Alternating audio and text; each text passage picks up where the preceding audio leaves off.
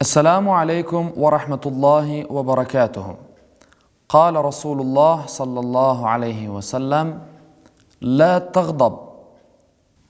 Не злись, говорит пророк Мухаммад, да благословит его Аллах и приветствует. В данном хадисе пророк Мухаммад учит нас здраво подходить к жизненным вопросам и не злиться, потому что гнев затмевает человеческий рассудок, подобно тому, как алкоголь дурманит разум. В таком состоянии человек может сказать или сделать все, что угодно, тем самым навредить ситуации.